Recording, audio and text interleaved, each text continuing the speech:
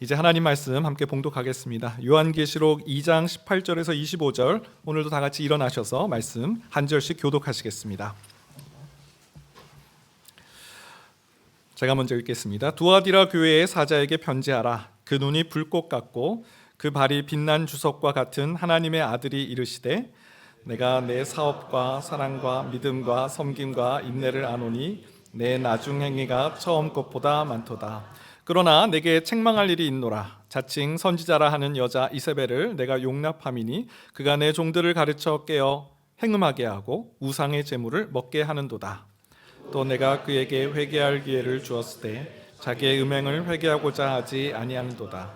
볼지어다 내가 그를 침상에 던질 터이요 또 그와 더불어 간음하는 자들도 만일 그의 행위를 회개하지 아니하면 큰 환난 가운데 던지고, 또 그가 사망으로 그의 마음을 살피는 자인 줄 알지라. 내가 너희 각 사람의 행위대로 갚아주리라. 두아디라에 남아있어 이 교훈을 받지 아니하고 소위 사탄의 깊은 것을 알지 못하는 너희에게 말하노니 다른 짐으로 너희에게 지울 것은 없노라. 다만 너희에게 있는 것을 내가 올 때까지 굳게 잡으라. 아멘. 자리에 앉으시겠습니다.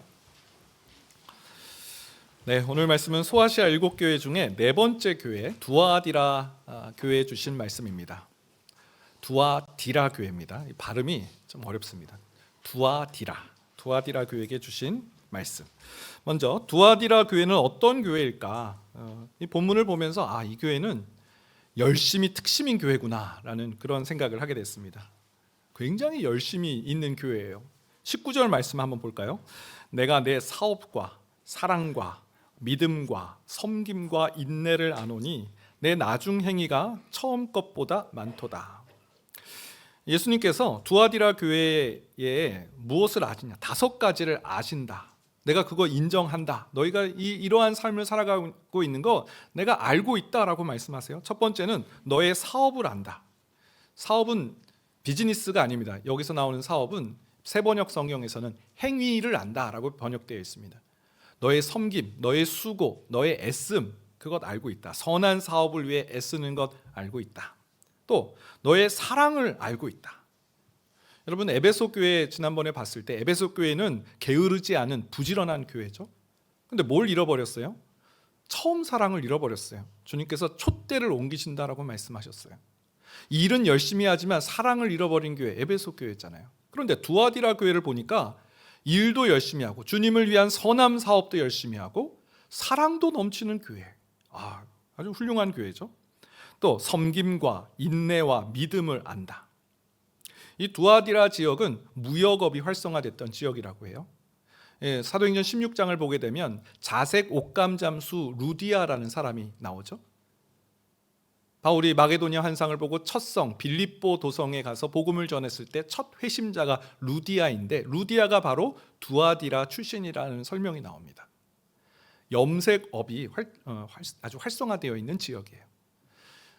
그 지역의 이 염색업, 무역업, 이것은 다 상업조직 길드로 형성이 되어 있어요. 거기에 속해야지 경제활동을 할 수 있어요. 하지만 이 경제조합에 가입하는 즉시 황제를 숭배하게 되고 우상을 숭배하게 되어 있어요. 그러니까 지금 두아디라 교회의 성도들은 그런 인내의 삶, 열심과 섬김의 삶, 또 인내와 믿음의 삶을 지켰다는 것은 그 경제적인 어려움, 그 조직에 가입해서 얻는 그 경제적인 어떤 그런 것들을, 혜택들을 누리지 않고 인내의 삶을 지키는 참 대단한 교회였음을 보게 됩니다. 예수님의 칭찬은 여기서 끝나지 않아요. 내 나중 행위가 처음 것보다 많도다. 무슨 말씀이에요? 점점 좋아지는 교회라는 뜻이에요. 처음만 반짝 믿음의 교회, 처음만 반짝 사랑의 교회가 아니라 이 교회의 행위가 점점 많아졌다. 점점 성장하고 점점 원숙해지고. 저는 이 본문을 보면서 우리 교회가, 동탄드림 교회가 이 두아디라 교회와 같은 모습이면 좋겠다. 수고와 애씀이 있는 교회, 그러나 사랑을 잃어버리지 않는 교회, 초심을 잃지 않고 초심을 잃어버리지 않을 뿐만 아니라 그 초심 속에 또 갇혀있지 않는 교회. 여러분, 동탄드림교회는 1만 성도 파송운동 정신으로 개척된 교회입니다. 10년 전에 이찬수 목사님에게 하나님께서 주신 어떤 말씀이 있죠. 너의 교회만 잘 되는 것이 옳은 일이냐? 그때부터 시작된 거예요. 네, 10년 후에 10,000명에서 15,000명의 성도를 파송하겠습니다. 여기서부터 시작된 교회예요. 이웃을 위해 섬기는 교회, 이웃교회를 섬기는 교회, 그 개척 정신으로 이 29개 교회가 세워졌고 동탄드림교회가 세워졌어요. 여러분, 저는 우리 교회의 본질, 이 부르심의 이 뜻을 잃어버리지 않는, 변질되지 않는 교회 되기를 소망합니다. 뿐만 아니라 이 초심에만 머물러 있는 것이 아니고 그 미숙한 것들이 점점 원숙해지고 성숙해지는 그런 교회. 개혁주의 신앙은 날마다 개혁되어야 된다. 이것이 그냥 구호로 끝나는 것이 아니라 점점 원숙해지고 점점 달라지는 교회. 여러분, 바리새인들과 이 사두개인들을 보세요. 안식일에 이삭을 자르면 안 돼, 일하면 안 돼, 거기에 갇혀서 그 이삭을 잘라 배가 고파서 이삭을 먹는 제자들한테 왜 안식일을 지키지 않습니까? 안식일에 손 마른 자가 이 회당에 왔는데 눈을 지켜보면서 예수님이 고치나 안 고치나 보고 있는 그 바리새인들, 그들이 가진 어떤 오랜 관습과 전통과 껍데기에 갇혀있는 생명을 살리는 예수님에게 비난하고 왜 이 규칙을 지키지 않습니까? 라고 그렇게 말하는 그런 모습들이 우리 교회에 있지 않기를, 여러분, 초심을 지키되 그 초심의 안에만 갇혀있는 교회가 아니라 하나님의 뜻을 따라 점점 개혁되어져 가는 교회, 이런 교회 얼마나 참 기대가 되고 사모하는 마음이 있습니까? 그런데요, 이렇게 훌륭한 교회 두아디라 교회지만 주님의 책망을 받아요. 오늘 이 두아디라 교회에 주신 하나님의 말씀, 세 가지 교훈에 대한 말씀을 나누어 보고자 합니다. 첫 번째는 거짓을 분별하라입니다. 거짓을 분별하라. 20절 말씀인데요, 우리 같이 한번 읽어보겠습니다. 요한계시록 2장 20절 시작. 그러나 내게 책망할 일이 있노라. 자칭 선지자라 하는 여자 이세벨을 내가 용납함이니 그가 내 종들을 가르쳐 깨어 행음하게 하고 우상의 제물을 먹게 하는도다. 주님께서 책망할 일이 있대요. 지금 두아디라 교회, 이 열심히 있는 교회가 뭘 놓치고 있어요? 자칭 선지자라 하는 여자 이세벨을 용납했대요. 그 용납함은 뭐로 이어집니까? 그가 내 종들을 깨워, 주님의 종들이 이 미혹을 받아서 행음함에 이르게 되고 우상의 제물을 먹게 되는 자리까지 나아가고 만 거예요. 이세벨이라는 사람, 이세벨은 구약의 아합 왕의 아내가 이세벨이죠. 두아디라 교회에 실제 이세벨이라는 성도가 있었다는 뜻이 아니고 구약에 있는 이세벨을 비유적으로 그 성도로 이렇게 표현한 거예요. 지난주에 버가모 교회에 니골라당, 그 영지주의 이단을 누구로 이렇게 비유를 했나요? 발람. 다 기억나시는데 표정이 그러신 거죠? 네. 발람의 깨에 미혹을 당한 것을 니골라당의 교훈이 발람의 깨를 받아 이스라엘 백성이 행음함에 이르렀다. 그때 이렇게 사용했던 것처럼 이 구약 시대에 이세벨의 미혹을 받았다. 이세벨의 미혹이 뭘까요? 이세벨은 북이스라엘의 아합 왕의 아내인데 시돈 출신입니다. 한마디로 이방 여인이에요. 바알 선지자 엣바알의 딸이 이세벨입니다. 솔로몬 시대부터 이스라엘은 정략 결혼을 했죠. 이방 민족과 이제 사돈 관계를 맺어서 나라의 안정화를 깨었습니다. 아합 왕도 마찬가지예요. 북이스라엘의 왕이잖아요. 북이스라엘 바로 위에 두로와 시돈이 있습니다. 시돈과 이 사돈 관계를 맺어서 나라의 안정화를 깨었을 거예요. 문제는 무엇입니까? 열왕기상 21장 25절 26절이에요. 예로부터 아합과 같이 그 자신을 팔아 여호와 앞에서 악을 행한 자가 없음은 그를 그의 아내 이세벨이 충동하였습니다. 그가 여호와께서 이스라엘 자손 앞에서 쫓아내신 아모리 사람의 모든 행함같이 우상에게 복종하여 심히 가증하게 행하였더라. 이세벨이 무슨 일을 한 거예요? 이세벨과 결혼하면 나라가 안정될 줄 알았는데 이세벨과 결혼을 했더니 이세벨이 아합을 삼켜버렸어요. 그 열왕기, 북이스라엘의 열왕기 얼마나 많은 왕들이 나와요. 그 왕들 중에 아합처럼 악한 왕이 없다. 이런 평가를 받고 있어요. 이유가 뭡니까? 이세벨의 충동을 받았기 때문에. 여러분, 새해 첫 주입니다. 거짓을 분별할 수 있는 성도들 되시길 바랍니다. 여러분, 우리 너무 많이 속았어요. 그동안 우리 귀에 너무 많은 그런 거짓된 말에 넘어졌어요. 이렇게 살고 싶지 않은데 늘 나중에 후회하고 또 후회하는 일들이 계속 반복되고 있어요. 이유가 뭘까요? 왜 우리는 마음으로는 하나님의 뜻대로 살고 싶은데 늘 행하는 것들은 그 하나님의 뜻과는 상관없이 행음함에 빠지고 우상의 제물을 먹는 자리에 거하는 겁니까? 이세벨의 그 미혹이에요. 이세벨을 용납했기 때문에 그래요. 거짓된 것을 분별할 수 있어야 돼요. 그럼 도대체 거짓된 게 뭐냐는 거죠. 우리가 한 가지 알아야 될 것은 이 거짓된 것이요, 왜 넘어지냐면 그게 우리에게 너무 좋아 보이기 때문에 그래요.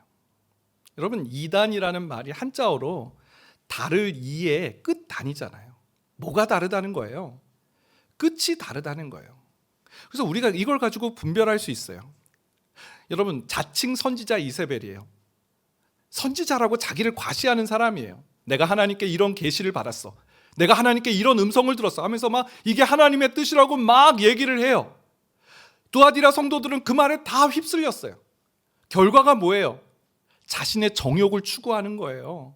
우상의 제물을 먹는 것, 하나님이 아닌 다른 신을 경배하게 하는 거예요. 그 결과가, 그 종착지가 거기에 있다라는 거예요.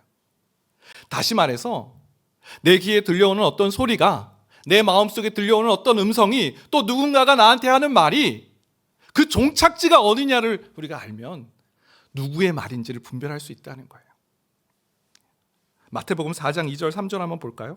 40일을 밤낮으로 금식하신 후에 줄이신지라 시험하는 자가 예수께 나와서 이르되 내가 만일 하나님의 아들이거든 명하여 이 돌들로 떡덩이가 되게 하라. 마태복음 4장에 사단이 예수님을 유혹하는 그런 장면이잖아요. 40일 동안 굶으셨어요. 얼마나 배가 고프셨을까요? 사단이 와서 이런 말을 해요. 너 하나님의 아들이면 이 돌들을 명해 떡덩이가 되게 해. 너 할 수 있잖아. 너의 배고픔을 먼저 채워. 왜 그러고 살아? 너 그렇게 살지 않아도 돼. 너의 능력이라면 충분히 지금의 이 어려움을 이길 수 있어. 여러분, 사단이 하는 말, 너의 본성을 너가 채워라고 말하고 있어요. 여러분, 우리 그리스도인은 그런 사람들이 아니에요. 우리는 내 것을 내가 먼저 채우는 인생이 아니에요. 성경은 우리 그리스도인을 누구라고 말해요? 먼저 그의 나라와 그의 의를 구하라. 그리하면 이 모든 것을 너희에게 더하시리라. 우리는 하나님이 채워주시는 인생이지 내가 나를 채우는 인생이 아니라는 거예요. 우리는 주님을 위해 헌신하고 주님을 위해 살고 주님의 영광을 위해 살아갈 때 주님은 우리의 그 삶에 기름을 부어주시고 은택을 베풀어 주시고 모자람이 없도록 도와주시고 풍요롭게 해주시는 그 하나님과 우리 사이에 주거니 받거니의 삶을 살아가는 존재예요. 너를 위해, 너가 먼저야. 100% 사단의 말입니다. 여러분, 이런 말이 들렸을 때 어떻게 될까요? 단호하게 거부해야 됩니다. 마태복음 4장 10절이에요. 이에 예수께서 말씀하시되 사탄아 물러가라. 기록되었으되 주 너희 하나님께 경배하고 다만 그를 섬기라 하였느니라. 예수님께서 신명기 말씀으로 사단의 그 거짓말을 분별해 내셨어요. 그런 다음에 용납하지 않으셨어요. 사단아 물러가라. 생각해 볼게. 그러지 않으셨어요. 그것도 나쁘지 않네. 아니요. 단호하게 사단아 물러가라. 마태복음 16장 23절도 나옵니다. 예수께서 돌이키시며 베드로에게 이르시되 사탄아 내 뒤로 물러가라. 너는 나를 넘어지게 하는 자로다. 내가 하나님의 일을 생각하지 아니하고 도리어 사람의 일을 생각하는도다 하고. 베드로가 무슨 말을 했나요? 십자가에서 죽으실 것을 예고하신 예수님께 예수님 그런 일이 일어나지 않기를 바랍니다. 예수님 대번에 베드로에게 그 얼마나 위하는 말이에요. 선생을 위하는 말이잖아요. 예수님을 위하는 말이잖아요. 사단아 내 뒤로 물러가라. 너가 하나님의 일을 생각하지 않고 사람의 일을 생각하는도다. 예수님은 귓가에 들려오는 말이 하나님의 일을 말하는 것인지 사람의 일을 말하는 건지를 분별해 내셨고 사람의 일이라면 그것에 대해서 단호하게 말씀하셨어요. 사단아 물러가라. 너가 여기에 머물 곳이 없다. 여러분, 우리가요 죄성이 있는 사람이라는 것을 우리가 인정해야 돼요. 나는 괜찮아. 내가 무슨 말에 넘어갈까? 나 예배 드리고 있어. 나 훈련 받았어. 나는 목회자야. 나는 어디 신학교를 다녔어. 아니요. 여러분, 우리 안에 죄성이 있다는 걸 인정해야 돼요. 사도 바울이 왜 강했나요? 사도 바울이 왜 그는 그런 어려움 속에서 넘어지지 않았나요? 그는 자신의 약함을 고백하는 자였어요. 로마서 7장을 보게 되면 내 안에 두 마음이 싸우고 있다. 하나님의 법을 따르려는 마음과 육신의 법을 따르려는 마음이 싸우고 있다. 오라, 나는 이 사망의 몸에서 누가 나를 건져내라. 나는 곤고한 자다. 디모데전서, 이미 대사도가 된 바울이에요. 뭐라고 얘기해요? 나는 죄인 중에 괴수라. 현재형으로 쓰고 있어요. 자신 안에 여전히 죄성이 있다는 것을 고백하고 있는 거예요. 여러분, 이렇게 자신의 죄성을 알고 있고 죄성을 가진 인간이라는 것을 깨닫는 사람은 주의해요. 깨달아요.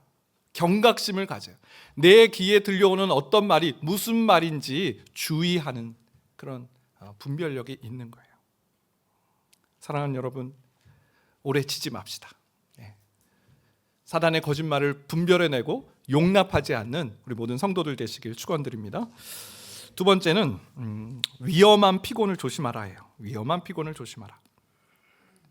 오늘 본문에는 이제 이세벨의 유혹을 받아서 행음에 빠지고 이 우상의 제물을 먹는 그런 영적 간음에 빠진 사람들이 나오지만, 또 두아디라 교회는 그런 사람들만 있었던 것이 아니에요.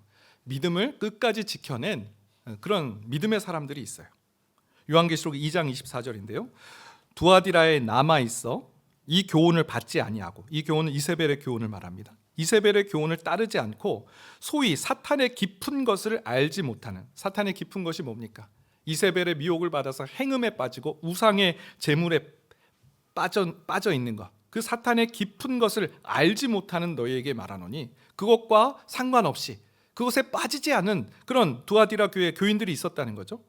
그 사람들에게 무슨 말씀을 주시나는 거예요? 다른 짐으로 너희에게 지울 것이 없다라는 말씀입니다. 다른 짐으로 너희에게 지울 것이 없다. 여러분, 이 믿음을 잘 지키는 사람에게 주신 하나님의 말씀이에요. 교훈이에요. 다른 짐을 지울 것이 없다라는 말씀이에요. 여러분, 다른 짐의 함정이 있습니다. 저는 복음을 전할 때, 예수님을 알지 못하는 자에게 이렇게 복음을 전할 때 자주 쓰는, 인용하는 구절이 마태복음 11장 28절이에요. 수고하고 무거운 짐진 자들아, 다 내게로 오라. 내가 너희를 쉬게 하리라. 나는 마음이 온유하고 겸손하니 나의 멍에를 메고 내게 배우라. 그리하면 너희 마음이 쉼을 얻으리니 이는 내 멍에는 쉽고 내 짐은 가벼움이라 하시니라. 지난번 그 새생명 축제 때도 이 말씀을 막 곳곳에, 교회 곳곳에 붙여놨어요. 그 인생의 운전대에 지고 얼마나 힘드십니까? 목자 되신 하나님의 인도하심을 받으면 우리가 그 인도하심을 따라 가볍고 쉬운 인생을 살아갈 수 있는데, 하나님의 도우심을 받을 수 있는데 그동안 얼마나 수고하셨습니까? 이제 목자 되신 주님을 영접해서 주님의 멍에는 쉽고 내 짐은 가벼움이라 이제 가볍게 사시길 바랍니다. 이러한 마음으로 이렇게 막 붙여놨어요. 여러분도 이 말씀으로 전도를 많이 하셨을 줄 압니다. 그런데 이 말씀을 묵상하는 중에 드는 생각 한 가지는, 이 말씀은 불신자들에게 주신 말씀이지 신자들에게 주신 말씀은 아닌 것 같아. 교회에 너무 무거워. 교회에서의 짐이. 예수 믿는 것이 너무 힘들어. 이런 마음이 여러분 다 있지 않습니까? 저만 그런가요? 네. 아니, 왜 주님을 위해서 일을 하는 것은 이렇게 부담이 되지? 이게 짐이 가볍다고 하셨는데 전혀 가볍지가 않은데, 오히려 세상이 더 가벼운 것 같은데, 이 말씀을 거꾸로 막 생각하기까지 합니다. 왜 그럴까요? 왜 우리는 주님의 일을 이렇게 부담스러워하고 수고하고 무거운 짐진 자들하는 불신자들에게 주신 말씀이지 신자에게 주신 말씀은 아닌 것 같아라는 이상한 생각들을 하게 되는 걸까요? 위험한 피곤 때문에 그렇습니다. 마가복음 14장 말씀을 보게 되면 예수님께서 십자가에 죽으시기 전에 겟세마네 동산에서 있었던 일을 다루고 있어요. 예수님께서 이때 베드로와 야고보, 요한 세 제자를 데리고 겟세마네 동산에 올라가셨어요. 그리고 한 가지 부탁을 하셨어요. 마가복음 14장 34절인데요. 말씀하시되 내 마음이 심히 고민하여 죽게 되었으니 너희는 여기 머물러 깨어 있으라 하시고, 예수님이 이렇게 간절하게 제자들에게 뭔가 부탁하신 적이 있나 싶어요. 내가 지금 심히 고민하여 죽게 되었다. 그러니 여기 머물러 깨어 있으라. 예수님께서 세 제자에게 부탁하신 것은 내 옆에서 그냥 옆에 있어줘, 깨어 있어줘 라는 그 부탁이에요. 예수님께서 제자들에게 자 이제 곧 로마의 군병들이 오는데 나를 막아줘, 나를 숨겨줘, 혹은 내가 로마의 군병들에 끌려갈 때 나랑 같이 동행해줘, 이런 걸 부탁하신 것이 아니에요. 내가 지금 심히 고민하여 죽을 만큼 힘이 든데 내 옆에 있어줘, 내 옆에서 깨어 있어줘 라는 그 부탁이에요. 근데 세 제자는 이 부탁을, 이 간청을, 그 요청을 듣지 못했어요. 그대로 행하지 못했어요. 마가복음 14장 37절 보니까요, 돌아오사 제자들이 자는 것을 보시고 베드로에게 말씀하시되 시몬아 자느냐, 내가 1시간도 깨어 있을 수 없더냐. 예수님 1시간 기도하고 오셨던 것 같아요. 자냐? 자냐 그러진 않았겠죠. 자느냐? 여러분, 이런 일이요 무려 3번이나 있었어요. 마가복음 14장 40절, 다시 오사 보신즉 그들이 자니 이는 그들의 눈이 심히 피곤함이라. 그들이 예수께 무엇으로 대답할 줄을 알지 못하더라. 이 제자들도 민망한 거야. 예수님께서 오셔 3번이나 깨우셨는데 또 잠이 들고 말았으니까요.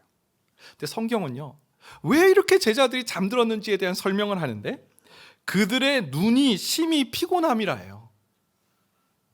아니 도대체 전날 뭘 봤길래 이렇게 눈이 심하게 피곤했던 걸까요? 아니 이 중요한 순간에 왜 이들은 피곤함을 견디지 못했을까요?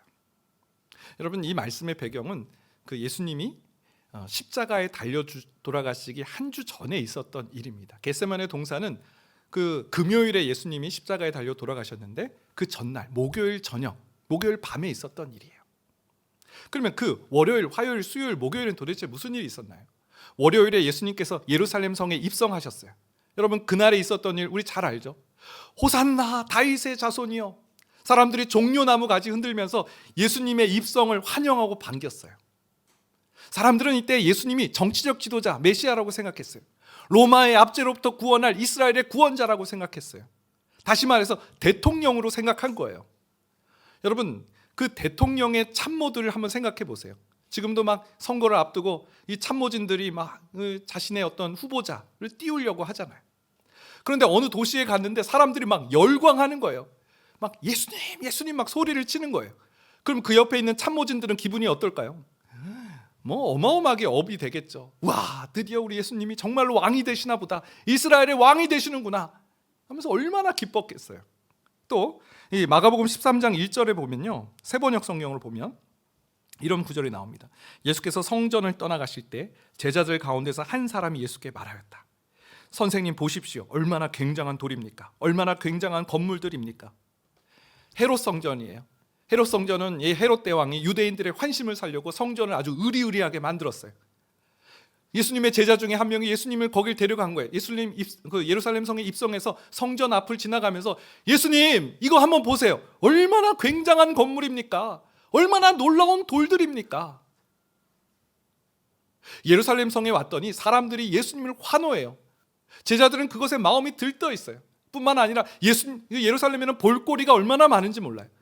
굉장한 건물들, 굉장한 화려한 어떤 것들이 이제 눈에 보이니까 이 제자들의 마음이 아드레날린이 과다 분비가 된 거죠. 업된 거예요. 그리고 3, 4일을 보냈으니 피곤하지 않을 리가 없죠. 가장 중요한 예수님이 도움을 요청할 때 피곤해서 기도하지 못하고 쓰러져 잠들어 버리는 제자들의 모습. 그들의 이 육체의 피로는 본질적인 그 피로가 아니에요. 본질적인 일을 하면서 얻는 피로가 아니에요. 세상의 것들, 세상이 주는 환호와 이 물질에 눈이 미혹이 됐던 것이죠. 여러분, 주님의 짐이 무겁다라는 그 생각은 어디서 온 생각일까요? 아, 너무 피곤해. 내가 이걸 감당하기엔 너무 버거워. 아, 주님의 짐은 왜 이렇게 무겁지? 아니잖아요. 이거 아니잖아요. 우리는 말씀을 믿는 사람들이잖아요. 내 멍에는 가볍고 내 짐은 무겁다. 이건 주님 주신 말씀이에요. 주님의 짐은 가벼운 짐이에요. 근데 왜 우리는 이렇게 무겁게 느껴지는 걸까요? 제자들처럼 내 옆에 머물러 있으라 그 한마디 말에도 세상의 것들 때문에 육신이 피로하여서 주님의 간청을 놓치고 살아가고 있는 그런 사람들 아닐까요? 여러분, 우리가 무엇에 피곤한지, 우리가 무엇에 집중하고 살아가는지 잘 점검해 보시길 바랍니다. 두아디라 교회에 주신 말씀, 다른 짐으로 너에게 지울 것이 없다. 더 이상 그 어떤 것도 너에게 부과하지 않는다라고 말씀하셨어요. 그 믿음의 삶을 살아가는 사람에게 더 뭐 하나 얹혀준다고 예수님께서 말씀하지 않으세요. 주님의 짐은 가볍습니다. 문제는 우리의 피곤함이에요. 위험한 피곤함으로부터 벗어나는 성도들 되시길 바랍니다. 마지막 세 번째, 있는 것을 굳게 잡으며 권세자로 살라입니다. 자, 마지막 세 번째 역시 믿음의 사람들에게 당부하신 그런 말씀입니다. 너에게 다른 짐으로 지울 것이 없다. 그러시면서 다만 한 가지, 너희에게 있는 것을 내가 올 때까지 굳게 잡으라. 한 가지 유념해. 너희에게 있는 것, 그거 굳게 지켜. 내가 올 때까지 그거 굳게 지켜야 된다. 두아디라 교회에 있는 것은 무엇입니까? 서론에서 말씀 보았던 것처럼 요한계시록 2장 25절, 내가 너의 사업과 사랑과 믿음과 섬김과 인내를 아노니. 이 다섯 가지. 두아디라 교회가 갖고 있는 이 좋은 정신, 이 좋은 섬김, 이 인내의 삶, 그거 굳게 지키는 삶을 살아라. 그 말씀이에요. 뭔가 더 얹지 않으세요. 너희가 갖고 있는 것, 지금 하고 있는 것, 그거 놓치지 않고 굳게 붙잡아라. 여러분, 그럴 때 예수님 약속하신 게 뭘까요? 요한계시록 2장 25절, 이기는 자와 끝까지 내 일을 지키는 그에게 만국을 다스리는 권세를 주리니. 만국을 다스리는 권세, 예수님과 함께 이 땅의 통치자, 온 땅에 하나님의 통치를, 하나님의 나라, 하나님의 동역자가 돼서 통치자로 서게 해주신다는 말씀이에요. 여러분, 베드로가 그 성전 미문에서 나면서부터 앉은뱅이 된 사람, 무슨 말을 했나요? 내게 은과 금은 없거니와 내게 있는 것으로 내게 주노니 곧 나사렛 예수의 이름으로 일어나 걸으라. 나에게 은과 금은 없다. 하지만 내게 있는 것, 주님의 권세, 주님의 능력, 일어나 걸으라. 권세 있는 삶을 살았던 거예요. 올해 이 2024년 묵상 말씀으로 고린도후서 6장 2절 말씀을 선택했습니다. 고린도후서 6장 2절 현수막에 있는데요. 같이 한번 읽어보겠습니다. 시작. 보라, 지금은 은혜 받을 만한 때요. 보라, 지금은 구원의 날이로다. 송구영신 예배 때 이 말씀을 나눴어요. 여러분, 올 한 해가 은혜가 축적되는 한 해, 은혜를 놓치지 않는 한 해, 은혜를 갈망하는 한 해 되시기를 바랍니다. 사도 바울은요, 은혜를 지키는 사람이었어요. 구약성경, 신약성경 합쳐서 은혜라는 단어가 307번 성경에 등장하는데 사도 바울이 그 중에 95번, 95번을 사도 바울이 한 말이에요. 그는 자신이 구원받은 것, 하나님의 전적인 은혜다. 하나님께서 나를 창세 전에 택하신 것도 하나님의 은혜고, 십자가에서 예수님께서 나를 위해 죽으신 것도 은혜고, 내가 사도로 부르심을 받은 것도 은혜고, 모두가 하나님의 전적인 은혜라고 말합니다. 그는 그 은혜를 놓치지 않으려고 얼마나 애썼는지 몰라요. 보라, 지금은 은혜 받을 만한 때요. 이사야 선지자가 BC 700년경에 준 그 하나님의 은혜, 하나님의 날에 너희가 은혜 받을 것이다, 하나님의 때에 너희가 구원받을 것이다, 이 말씀을 지금이다, 지금 그런 일이 일어나고 있다라고 그것을 지금의 일로 선포하고 있는 거예요. 지금이 바로 은혜 받을 때다, 하나님의 은혜 주심을 갈망하고 지금 내가 그 은혜를 받겠다라는 그 고백을, 받으라라는 그 고백을 선포하고 있어요. 한마디로 그는 받은 은혜를 잃어버리지 않고 계속해서 되뇌이며 그 은혜를 붙잡는 삶을 살았죠. 그랬을 때 사도행전 16장에 보니까요, 빌립보 감옥에 있었을 때 무슨 일이 있었습니까? 바울과 실라가 갇혀서 하나님께 찬송을 했는데요, 옥문이 열렸죠. 간수장들은 죄수들이 다 도망친 줄 알고 자기 목숨을 끊으려고 했어요. 그때 바울이 우리가 여기 있다 했을 때 간수장이 이런 말을 합니다. 간수가 등불을 달라고 하며 뛰어들어가 무서워 떨며 바울과 실라 앞에 엎드리고 그들을 데리고 나가 이르되 선생들이여 내가 어떻게 하여 구원을 받으리까 하거늘. 간수가, 로마의 그 간수가 이 죄수인 바울과 실라에게 엎드리면서 절하면서 구원의 길을 묻고 있는 모습을 우리는 볼 수 있어요. 누가 권세자입니까? 간수입니까? 아니요. 은혜를 아는 이 바울이에요. 또 디모데전서 4장 12절 말씀 볼까요? 누구든지 내 염소함을 업신여기지 못하게 하고 오직 말과 행실과 사랑과 믿음과 정절에 있어서 믿는 자에게 본이 돼요. 그 영적인 아들 디모데에게 조언하는 장면이에요. 에베소 교회의 2대 목사가 된 이 디모데에게 어느 누구도 누구든지 너의 연소함을 업신여기지 못하게 하라. 다시 말하면 영적 권위를 가지고 사역하라는 그런 의미죠. 누구도 너희가 나이가 어리다고 함부로 대하지 못하도록 해라. 그 업신여김을 받지 않는 것이 무슨 방법이에요? 제가 사도 바울 직계 제자입니다. 그거 아니에요. 제가 목사 안수 받았거든요. 그거 아니에요. 업신여김을 받지 않는 것, 영적 권위를 잃지 않는 것은 오직 말과 행실과 사랑과 믿음과 정절에 있어서 믿는 자에게 본이 되는 거예요. 디모데에게 하나님께서 주신 그 좋은 것들을 굳게 지켜나가는 삶을 살아갈 때 영적 권위를 잃어버리지 않는다라는 거예요. 여러분, 우리 세상에 그런 노략질 당하는 그런 인생으로 하나님께서 부르지 않으셨어요. 세상에서 그렇게 위축당하는 그런 인생으로 하나님께서 부르지 않으셨어요. 우리가 하나님께로 받은 것, 그 은혜, 두아디라 교회에 있는 그 좋은 것들을 지켜나가는 삶을 살아가면 하나님께서 만국을 통치하는 권세자로 우리를 세우신다라고 말씀하고 계십니다. 여러분, 이런 권세자로 살아가는 올 한 해 되시기를 축원드립니다. 우리 같이 한번 찬양했으면 좋겠는데요. 여기에 모인 우리 주의 은총 받은 자여라. 네, 우리 모두 하나님의 은총을 받은 자예요. 문제는 이 은총을 잃어버리지 않는 삶이죠. 주님께서 우리와 함께 계심을 믿고 찬양하며 나아갈 때 우리의 믿음이 더욱더 굳세어질 줄 믿습니다. 그것을 갈망하며 하나님, 새해를 시작하는 첫 주간입니다. 이 믿음 더욱 굳세지고 처음 행위보다 나중 행위가 더 많아지는 대기만성의 신앙인들 되게 하여 주옵소서. 우리 그 마음을 담아서 찬양하겠습니다. 여기에 모인 우리 주의 은총 받은 자여라. 주의 은총 받은 자여라. 주께서 이 자리에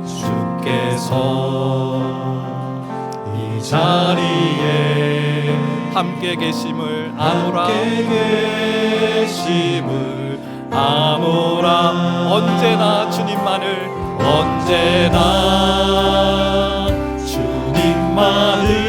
찬양하며 따라가리니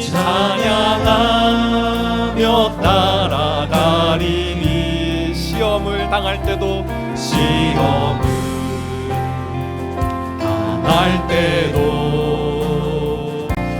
함께 계심을 믿노라. 이 믿음 더욱 굳세라.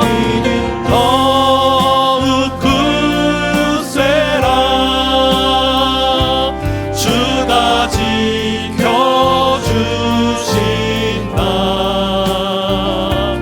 어두운 밤에도 주의 밝은 빛 인도하여 주신다. 주님이 뜻하신 일,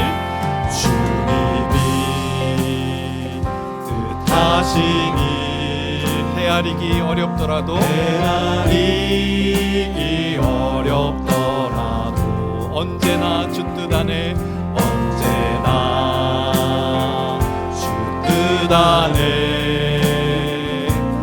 내가 있음을 아노라. 사랑의 말씀들이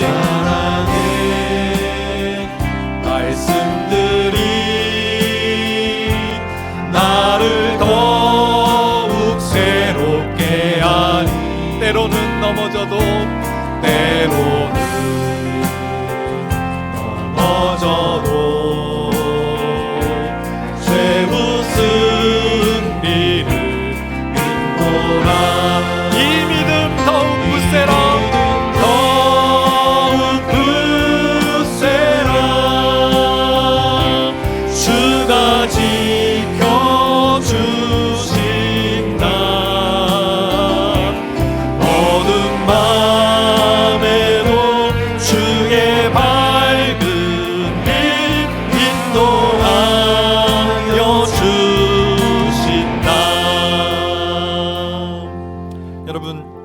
요한계시록의 주제, 이기는 성도, 승리하는 그리스도인입니다. 오늘 두아디라 교회에 주신 승리의 원천이 무엇입니까? 이세벨의 미혹에 용납하지 않는 거예요. 이세벨의 그 미혹을 분별하는 거예요. 그리고 그것을 단호하게 거부하는 거예요. 우리는 약합니다. 우리 안에 죄성이 있어요. 그 죄성을 자극하고 그 죄성을 증폭시키는 그런 말들이 왔을 때 우리가 속수무책 넘어지지 않았습니까? 하나님, 이제는 주님의 일을 행하는 사람 되길 원합니다. 사단이 양자택일 해봐, 너 진짜 원하는 게 뭔데? 우리를 유혹할 때, 주님, 저는 주님을 위해 사는 자입니다. 사람의 일을 생각하지 않고 하나님의 일을 생각하게 하여 주옵소서. 예수님께서 그 사단의 미혹을 이겨내셨던 것처럼 사단아 물러가라 선포하며 나가는 승리하는 그리스도인 되게 하여 주옵소서.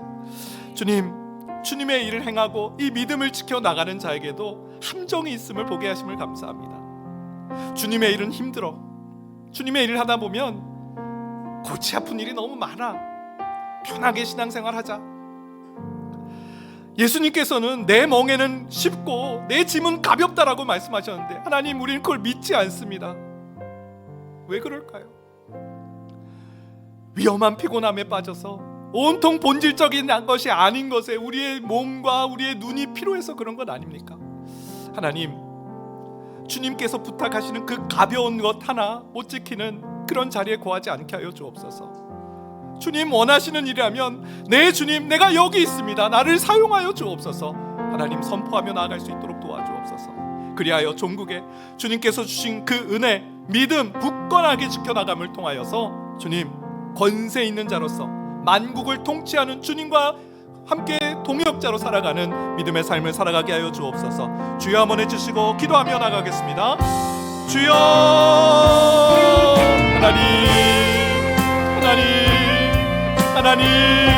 하나님 도와주시옵소서. 승리하고 싶습니다. 하나님, 이기고 싶습니다. 하나님, 이기게 될 줄 믿습니다. 하나님, 오늘 두아디라 교회 주신 이 말씀, 거짓된 것에 너무 미혹되고 우리의 죄성을 자극하고 우리의 죄성을 부추기는 말 앞에 속수무책 넘어졌던 우리의 삶을 하나님 꺾어주시옵소서. 내게 들려오는 말을 분별하게 하여 주옵소서. 하나님의 일을 말하고 있는지 사람의 일을 말하고 있는지 하나님 분별하게 하여 주옵소서. 그리고 이제는 내 마음과 생각을 하나님께로 돌이키게 하여 주옵소서. 주님, 주님의 여종이오니 주의 뜻대로 하옵소서 외쳤던 마리아와 같은 고백을 올려드리게 하여 주옵소서. 하나님, 승리하고 싶습니다. 하나님, 거짓된 것에 너무 미혹되지 않기를 원합니다. 행음에 빠지고 우상의 재물을 먹는 하나님, 이 세상에 허탄한 것들에 마음 두지 않는 그런 자들이 되게 하여 주옵소서. 또한 주님의 일을 하다 보면 하나님, 짐이 무겁다라고 생각하는 오해와 그런 하나님 함정에 빠질 때가 많습니다. 하나님, 주님께서는 내 멍에는 쉽고 내 짐은 가볍다라고 말씀하셨는데 하나님, 너무 무겁습니다. 왜 그럴까요? 하나님, 위험한 피곤함에 빠져 있는 건 아닙니까? 본질적인 것에 하나님, 우리가 마음 두지 않고 있다가 온통 세상적인 것에 마음 두고 있다가 정작 하나님이 원하실 때 그 가벼운 요청 하나 듣지 못하는, 나와 함께 한 시간도 깨어있지 못하느냐라는 그러한 질타를 당하는 하나님, 그런 제자들 되지 않게 하여 주옵소서. 네 주님, 저는 주님의 것입니다. 네 주님, 나를 사용하여 주옵소서. 내가 주님과 함께 동행하겠습니다. 주의 뜻대로 살겠습니다 고백하는 우리가 되게 하여 주옵소서. 주님, 우리를 권세 있는 자로 세우기를 원하시는 주님, 믿는 것을 굳게 붙잡아라. 내가 더 많은 것을 요구하는 것이 아니다. 너에게 있는 것 그거 굳게 붙잡아라. 그럴 때 만국을 다스리는 통치자가 될 것이다. 하나님, 권세 있는 자로 살게 하여 주옵소서. 바울과 같이 어느 곳에 있든지 무엇을 하든지 업신여김을 받지 않는 권세 있는 자로 살게 하여 주옵소서. 하나님, 그 일은 하나님 주님의 은혜, 주님의 은혜를 굳게 붙잡을 때 그러한 일이 일어날 줄 믿습니다. 하나님 도와주시옵소서. 하나님, 감사합니다. 이기는 길, 승리하는 삶의 비결이 무엇인지 말씀을 통해 깨닫게 하심을 감사합니다. 이번 한 주간 살아갈 때 우리 귀에 들려오는 말 잘 분별하겠습니다. 사람의 일을 말하는지 하나님의 일을 말하는지 분별해서 주의 뜻대로 주님을 기쁘시게 하는 일에 내 마음과 생각을 두도록 하겠습니다. 또한 주님, 이 믿음을 지켜나갈 때 다른 일에 대한 짐지움에 대한 하나님 오해와 또 그런 속임수가 있음을 보게 하시니 감사합니다. 주님, 위험한 피곤함, 하나님 많이 우리가 속고 또 넘어졌습니다. 주님께서 원하시는 그 가벼운 요청 하나 듣지 못할 만큼 우리 육신의 피곤함 가운데 그렇게 있습니다. 하나님 도와주시옵소서. 우린 본질적인 일에, 하나님을 기쁘시키는 일에 마음을 뜨고 행함을 뜨고 또 달려갈 수 있는 인생 되길 원합니다. 그리하여 종국에 정말 이 땅을 주님과 함께 통치하며 다스리는 권세자로서의 삶을 온전히 살아가는 모든 믿음의 종들 되게 하여 주옵소서. 지금은 우리 주 예수 그리스도의 은혜와 하나님의 그 크신 사랑하심과 성령님의 인도 교통 위로하시는 놀라우신 은총이 이 믿음 더욱 굳세라, 주님을 위해 더욱더 성장하고 달려가는 믿음의 종들로 살아가기로 마음에 다짐하는 여금의 모든 주님의 권속들 머리 위에 이제로부터 영원까지 함께 하시길 축원하옵나이다. 아멘.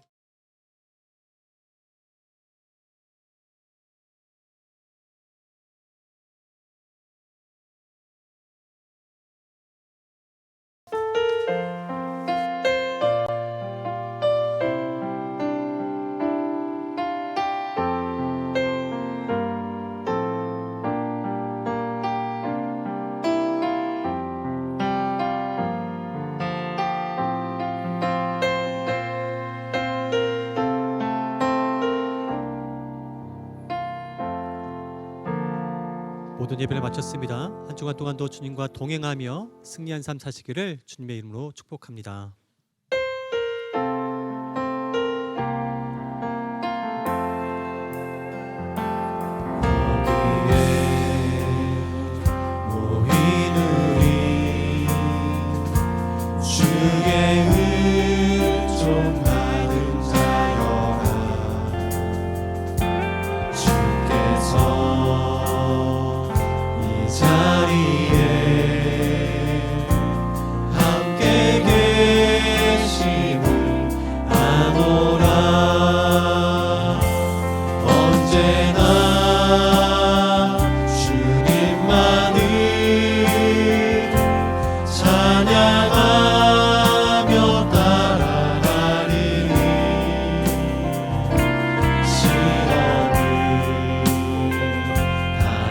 때도 함께